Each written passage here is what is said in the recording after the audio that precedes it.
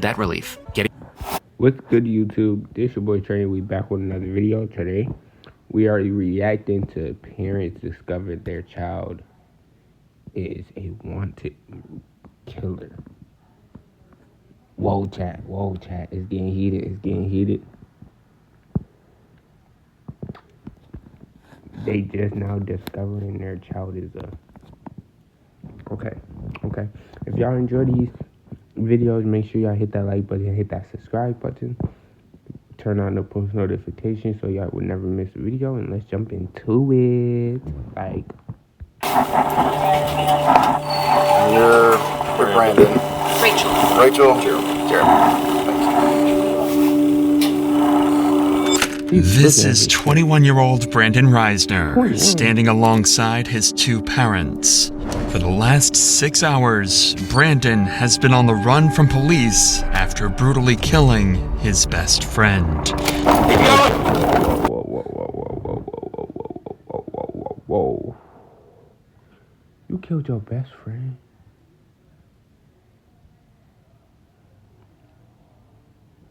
That's how you know you can't have friends, bro. That's why you know you can't have friends. I don't really call like people that want to be my friend. I don't call them friends. I just call them like brothers or sisters, bro. You're a brother or sister. If you ever backdoor me, trade me, or betray me, or whatever, bro, that means I could cut you off. Like,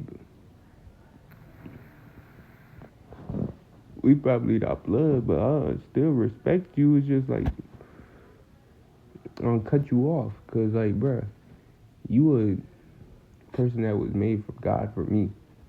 You feel me? I was made from God, so like, I go like that. But let's keep jumping into it. You jumped the fence. Head back towards Collinwood. And as Brandon's parents learn their son is an alleged killer, all they can do is pray as they patiently wait for their son's fate. Rachel, Jeremy, if y'all can have a seat out here. Would you like to talk in private?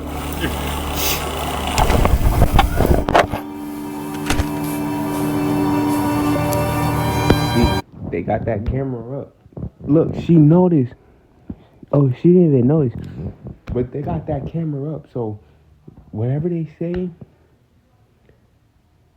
about him or anything, it will convict him. It will give him a chance to live his life in jail, fam.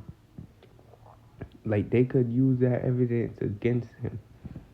That's what cops be doing, bro. That's why you gotta make sure you look around their office before you step in.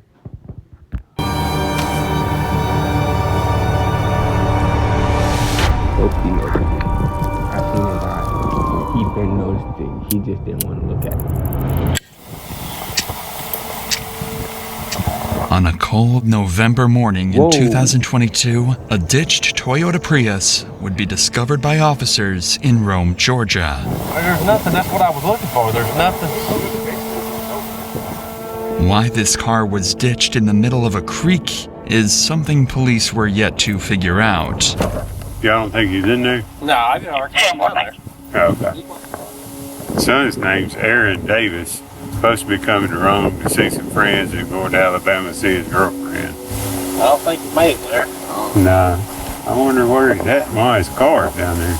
Crazy thing is, there's nothing. I mean, there was no acceleration. It's almost like it just Rode off in there or something. Yeah. Did it go all the way up in park or something? Yeah, I mean, there's lights on like it's, but it ain't running. I rode over here to see what was going on. He was down there changing out the trash.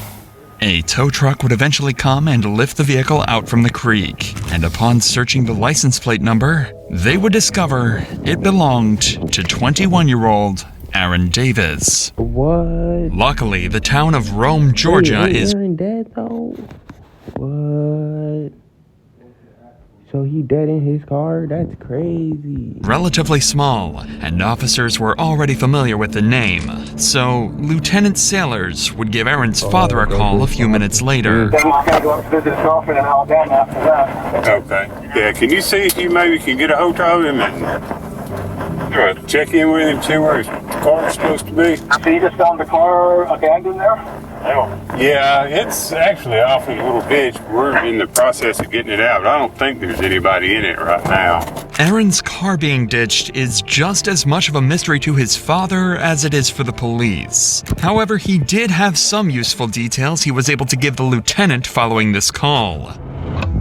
The night prior to this footage, Aaron went to visit his longtime friend, Brandon Reisner. The two had been friends since middle school, and their friendship continued all the way through college. Aaron had just recently graduated from Brigham Young University, so his over 60-mile travel to visit Brandon was meant to celebrate the new start to adulthood. But ever since Aaron had left for Brandon's house, nobody had heard from him, and his phone would go straight to voicemail. All of these strange mysteries would lead Aaron's father to file a missing persons report and an investigation. First, and most obviously, police would give Brandon Reisner a call, as he was supposedly the last person to have been in contact with Aaron. Hey, I'm Lieutenant Sailors, Rome Police. You doing all right today? Yes, I am. I'm looking for my friend right now. Yeah, that's what I was calling about. You hadn't heard from him? I have not. I've tried calling him, and it's just gone straight to voicemail. And I heard he was at Heritage Park, so that's where I'm at right now. So I'm looking around. Do you guys know where the car was? Yeah, it was in a ditch over there. When's the last time you saw Aaron? I saw him last night. About what time? Well, we started drinking around like 12 noon. He started throwing up pretty bad. He told me to leave him alone. I guess I woke up around like 1 or 2 a.m. And that's when I saw that his car was gone. All right. Well, if y'all hear from him, let us know, okay? Yeah, thank you for the help, sir. All right. Bye-bye. Brandon's story made complete sense, and he even claimed to be actively looking for Aaron at the time of the phone call, as any good friend would do. It seemed like Brandon was clearly the person they needed to speak to further in order to get to the bottom of Aaron's disappearance. So a few hours later, they showed up unannounced. It seemed like Brandon was a psychopath, bro. That's just me, bro. That's just me. Like, why he got his hands folded mad? Yo, that junk creepy, bro. Clearly the person they needed to speak to further in order to get to the bottom of Aaron's disappearance. So a few hours later, they showed up unannounced at Brandon's house to get more answers about what happened the night before. This time, face to face. He not home though. Hey, what's going on? I'm Officer Rowe with the Rome Police Department. We're following up He on got all this. red hair? Can you walk me through what's going on? Just Hold on. It didn't show he got red hair in the picture. So how he get red hair? hey, what's going on? I'm Officer Rowe with the Rome Police Department. We're following up on all this. Can you walk me through what's going on? Just make sure we're all on the same page. We started drinking around 12 yesterday. Yeah, it's you and Aaron, right? Yeah, me and Aaron. Okay. Anyone else with you guys? And went to some bars, and I had bought some red wine. Yeah. And came back here, started drinking red wine. He doesn't drink too often, so Yeah. he had gone upstairs and was just puking everywhere to the toilet. It was like standing up and puking for some reason. I went downstairs and he told me that he doesn't need any help. I went downstairs, dropped a bottle, cut my pinky, and I went to the urgent care this morning, took a shower, went to bed. Okay. And then woke up 1 to 2 a.m. and his car was gone. Despite Brandon's strange demeanor, Aaron's actions last night connect with the ditched car and lack of response for the last 12 hours. If Aaron was a light drinker and got heavily intoxicated, who knows what he could have done while completely by himself. So, how long have you and Aaron been friends? We met when I was in 5th grade. Okay. And then we became more like close friends, I'd say, like around freshman year. We're still trying to find him. I don't know he may just be staying at a hotel, sleeping off whatever happened last night. Yeah. It doesn't necessarily mean he's in danger or anything like that. You have any problem with us checking inside the house? No problem at all? No ferocious iguanas or anything? You never know, man. People have all kinds of pets. The officer would search the house and find some interesting discoveries. Several doors would be locked, specifically the door leading to Aaron's room, where he supposedly threw up several times. This was strange, so Brandon would be called inside to help get them up to Aaron's room. Do you mind coming in here with me so you can just show me where I'm going and all that? Yeah. Just makes it a little bit easier. The bathroom is up there that he was up checking in. I got you. Oh, Lord. Is that what's in the laundry right now, I guess? Okay. Officers would notice a strong chemical smell coming from the room and find excessive amounts of cleaning supplies. But all of that would mean nothing compared to what they found next.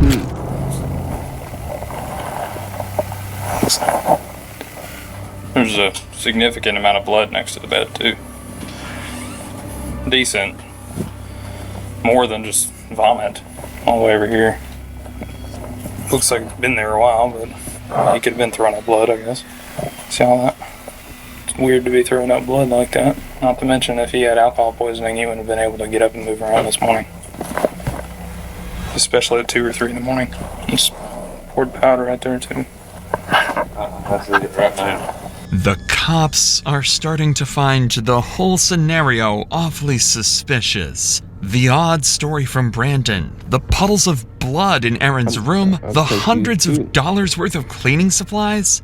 It seems as though Brandon sensed the officer's suspicion arising as well, as when Aaron's room was being searched, he decided to do this.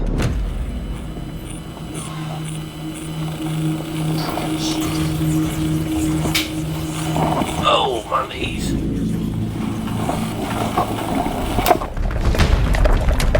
Keep going. Hey, no, quick. Oh, he's running. He's running. He's running. He's gone. He's gone. He's gone. He's gone. He's gone. He's gone.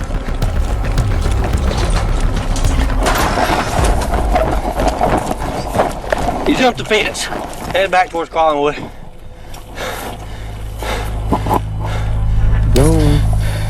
Somewhere between LaPorte and Eastside, gotta be in these houses. He gone. Go up to the house. He gone. Get in the backyard. He Possible He 1043 gone. suspect.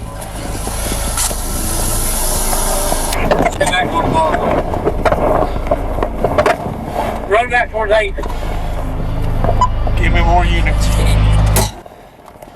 Unfortunately, officers lost sight of Brandon. He officially managed to escape the police, at least for now.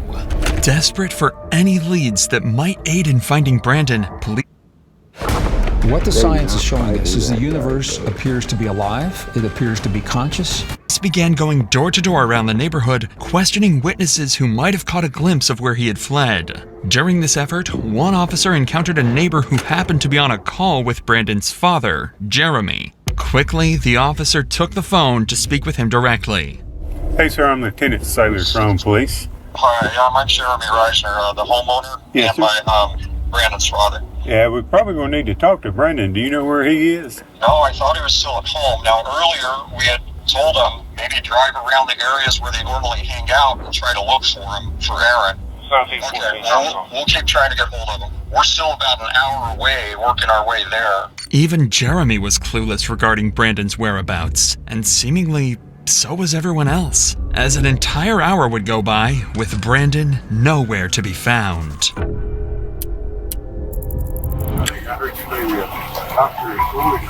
I am. Okay. This is Mom. Sorry, I realize you might not be able to answer this question. Probably don't know the answer, but I'll try. Is there suspicion that Brandon was involved in what, hurting Aaron or something? There's suspicion that something happened in the home. Beyond getting drunk and throwing up? Well, we don't know. They're lifelong friends. We called back after the boy's mom called us.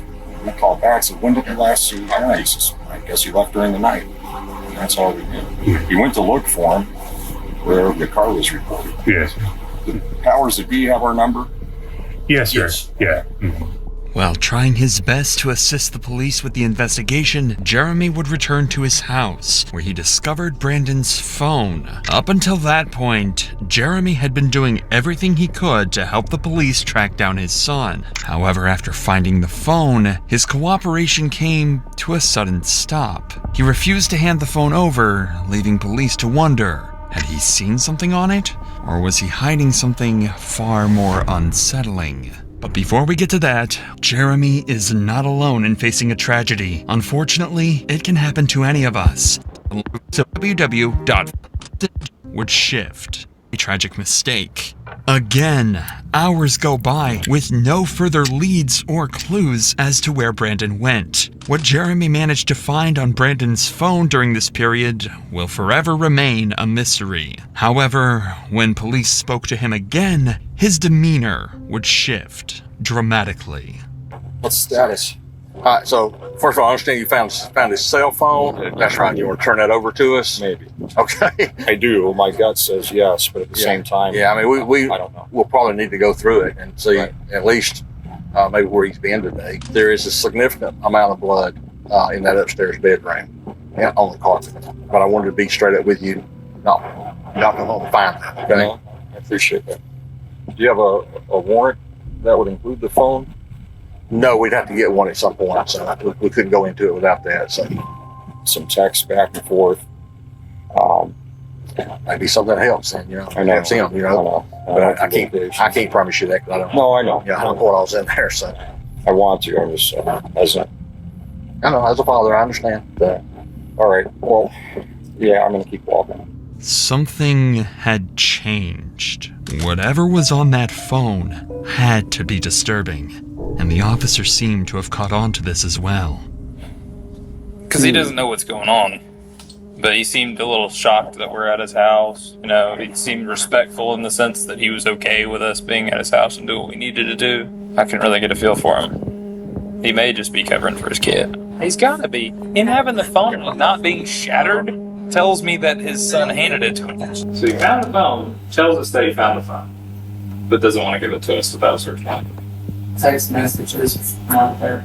Probably. He was telling Randy that there were texts in there about him asking for if anyone had seen Aaron. I wonder if those texts were sent since we've been here, though. These officers were spot on with their theory. On the phone, Brandon would leave an array of horrifying notes, such as, his scream became a gargle as he swallowed his tongue. I like dark places where my mind melts. It feels so good and I feel so cool. My brain's a waterfall running out of... All of my nose, like, drawn. My eyes are shattered. My eyes are all but mine. I have millions in eyes. In one eye, I can hear breathing against my ear. Yo, this nigga weirdo. My nose like drool. I can turn myself on in the blink of an eye. They notified me as the smartest man alive. Additionally, he would leave a to-do list following the murder of Aaron. 1. Schedule last 3 songs. This was in reference to his YouTube channel where he would post his music. 2. Vacuum. 3. Laundry. 4. Shower in my shower. 5. Take bath. Tomorrow. 1. Text Rachel that Aaron threw up horribly. I think there was some blood in it. 2. I woke up and he was gone. Whether or not these exact messages were what alarmed Jeremy is unknown. But something on that phone made it clear to him that Brandon had killed Aaron. And just an hour later, Jeremy would call police, detailing that he was with Brandon and that he was willing to surrender and turn himself in. So 25 minutes later, Brandon and his parents would arrive at the station. You're Brandon. Rachel. Jeremy. Thank you. He looks so mad. Yo, he looks so mad at his father right now. I promise you.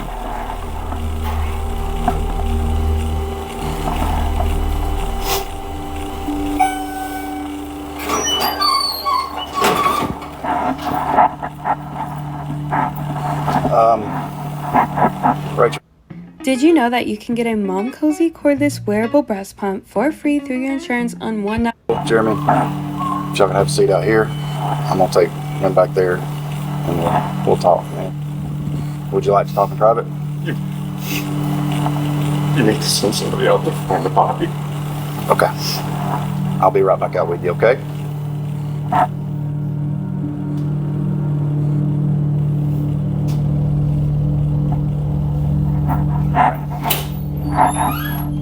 Anything in your pockets that I need to know about? Wallet and keys. Have those real quick.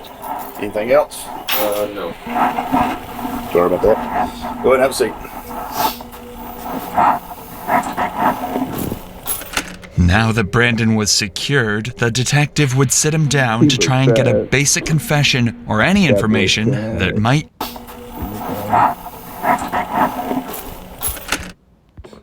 Sad. He looked disappointed. Now that Brandon was secured, the detective would sit him down to try and get a basic confession or any information that might ease the path to conviction. Alright, like I was saying, I'm Detective York. I work here at the Rome PD, of course. Detective York, yep, that's me. So before we get started, got some paperwork you gotta fill out. The detective would start the interview by getting Brandon's basic information and contact addresses. So I'm gonna read you some stuff before we get started, okay? You have the right to remain silent. You have the right to talk to a lawyer for advice before you are asked questions and have him with you during questioning. I would like a lawyer. You would like a lawyer, okay? Alright, sit tight for just a minute. Brandon was smart. He knows nothing he says in the interrogation. He thought he was smart. He thought he was smart. He thought if he asked for a lawyer, he would get a lower charge. Bro, your lawyer ain't gonna help. Your dad gonna switch on you, I promise you. Room will go on to help him in court, so he decides to keep his mouth shut. While this is unfortunate for the detective, Brandon's parents are more than willing to have a discussion with him. So instead, he turns his attention over to them to try and get the information that he's looking for.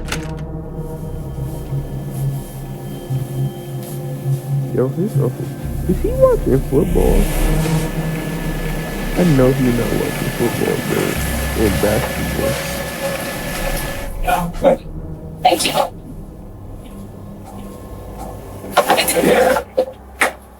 There's a lot going on right now. Anything that we can do to help y'all right now. Thank you for that body. I can take you out. Try to show you.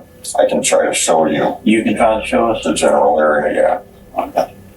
There's an old cemetery up the hill. You turn left. Trendle, something like Trendle. He dumped his body at a cemetery, bro. Yo, that junk is crazy. A cemetery, though? Did you bury him? That... I can show you. This statement from Jeremy was crucial information to track down Aaron's body.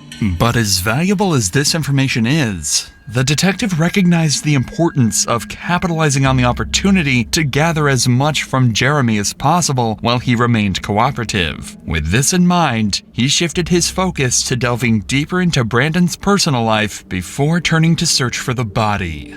Brandon, we brought him home from college because he was having anxiety attacks, he was having suicidal thoughts, he was having visions. Brought him home to make him safe. I get his medications right. Got a call from Brandon this morning at 9 or 10. He was asking about one thing about vomit. So they had a drink. He didn't want Dad finding out that there was vomit upstairs in the carpet. That's all we heard. And then an hour or two goes by. And boy's mom calls us. Or I called Brandon back immediately after he got burned. He said, you know where Aaron is? He says, no. Together around 5. And we were told that Aaron had run away. Ran from the police. Aaron's body is luckily there. He's mentally unstable. He has Tourette's since he was a kid, diagnosed as a kid. And with that comes OCD, and people say they have OCD all the time. They don't understand. and so I live with that. This raises the possibility that his actions may have been influenced by mental instability. However, it's important to consider the context. Jeremy's statements could be an attempt to have Brandon plead insanity in court. Therefore, it's essential to approach these claims with a grain of salt, as they may not fully reflect the reality of the situation. Regardless, police now had an approximate location of where Aaron's body should be, so all hands went on deck to search the cemetery Jeremy had described. Aaron was found buried in the cemetery. Behind. What did I say, bruh? He was buried in the cemetery, bruh. Probably not 6 feet, but like probably 4 or 5, because like the math add up. You said he left at 10. That means you had to put his body in the car at 10, drive to your old cemetery at like 10 minutes away, take like, wait, do it take 6 hours to bury your person? No. Probably 6 hours to bury, and then secluded area in the back of the property. Even worse was that his body was wrapped inside the very sheets he slept on in Brandon's house. The speculation had come to an end. Brandon Reisner was a cold-blooded murderer. Right after this discovery, Brandon was placed under arrest for the murder of Aaron Davis and transported to the local prison. But the cops found his behavior very unconventional.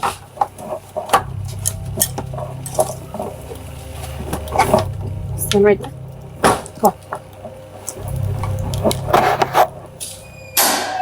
Go. Go up to the counter, right?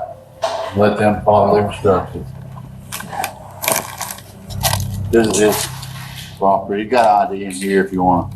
For me? No, we're talking to him. Oh. You got your ID in there. Oh, yeah. Officers stated that Brandon remained eerily calm while being transported and seemed completely unfazed by the entire situation. And while Brandon had been successfully captured and the case had seemingly came to a successful conclusion, officers had one tragic duty to complete before the end of the day. Break the news to Aaron's parents that their son had been murdered. Many questions. Here, I don't know a whole lot because I've not been here doing all the research. Be specifics.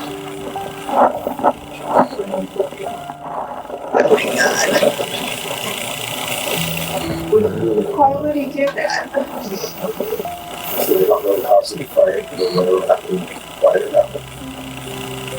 Why would he do that? We need my son. The family needs him. Oh my God.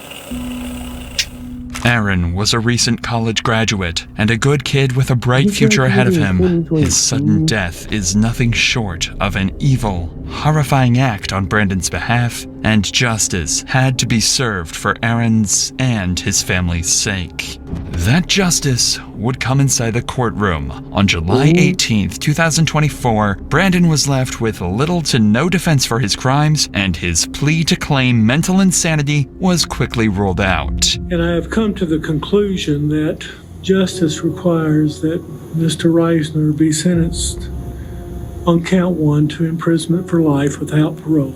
And that's what I'm going to do. He was sentenced to life in prison without the possibility of parole after pleading guilty to... Dang, man. Life in prison? That hurts, man. That hurts me. I can't do life, bro. I could do like a year or 2. Shoot. Probably 3.